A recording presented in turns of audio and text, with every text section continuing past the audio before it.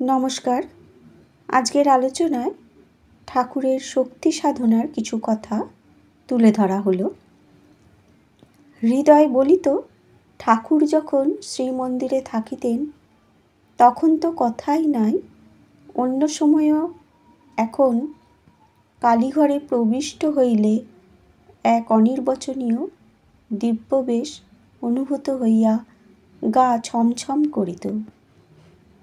পূজাকালে দেখিতাম জবা এবং বিল্বপত্রের অর্ঘ্য সাজাইয়া মামা প্রথমত উহা দ্বারা নিজ মস্তক, বক্ষ, সর্বাঙ্গ এমনকি নিজ পদ পর্যন্ত স্পর্শ করিয়া পরে উহা জগদম্বার পাদপদ্মে অর্পণ করিলেন।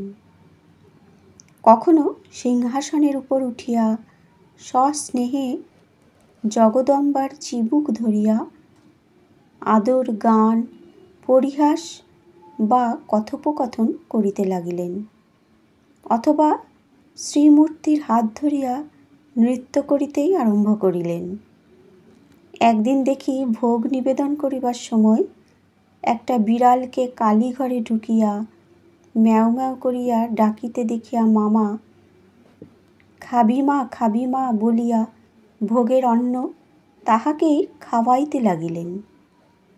ঠাকুরকে ঐরূপ করিতে দেখিয়া মনে আশঙ্কা হইলেও অপরের নিকট প্রকাশ করিয়া কি করা কর্তব্য তদ্বিষয়ে পরামর্শ লইবার তাহার উপায় ছিল না। কিন্তু প্রতিদিন যখন ঐরূপ হইতে লাগিল তখন ওই কথা আর কেমনে চাপা যাইবে। অন্য কেহ তাহার ন্যায় পূজাকালে কালীঘরে আসিয়া ঠাকুরের ঐরূপ আচরণ স্বচক্ষে দেখিয়া খাজাঞ্চি প্রমুখ কর্মচারীদিগের নিকট অভিযোগ উপস্থিত করিল। তাহারাও স্বচক্ষে উহা প্রত্যক্ষ করিয়া স্থির করিল, হয় ভট্টাচার্য পাগল হইয়াছেন, না হয়তো তাহাতে উপদেবতার আবেশ হইয়াছে। বাবুদের এ বিষয়ে সংবাদ প্রেরণ কর্তব্য। যথাসময়ে মথুরবাবুর নিকট সংবাদ প্রেরিত হইল।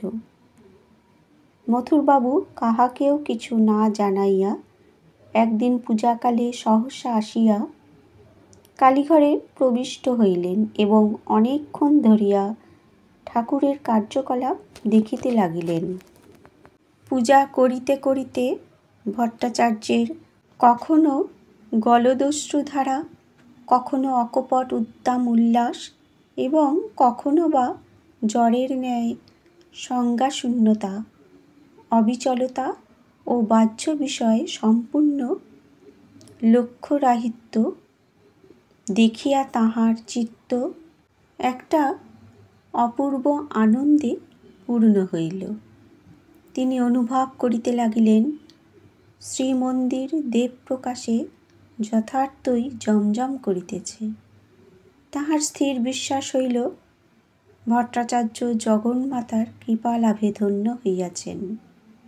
এতদিন পর সত্যই মা এখানে আবির্ভূতা হইয়াছেন এবং মার পূজা ঠিক সম্পন্ন হইয়াছে। কর্মচারীদিগের কাহাকেও কিছু না বলিয়া মথুর সেদিন বাটিতে ফিরিলেন। পরদিন মন্দিরের প্রধান কর্মচারীর উপর তাহার আদেশ আসিল, ভট্টাচার্য মহাশয় যেভাবেই পূজা করুন না কেন তাহাকে বাধা দিবে না। আদেশ শুনিয়া কর্মচারীবৃন্দ নিষ্ফল আক্রোশে পরস্পরের মুখ চাওয়াচাওয়ি করিতে লাগিল এবং পাগলকে সমুচিত শিক্ষা দিবার সুযোগ অন্বেষণ করিতে লাগিল। ঠাকুরের ঐরূপ অদ্ভুত পূজা দেখিয়া যানবাজারে ফিরিয়া মথুরামোহন উহা রানীমাতাকে শুনাইলেন।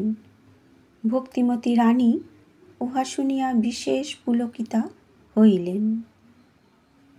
ঠাকুরের কথা আজ এই পর্যন্তই। ধন্যবাদ।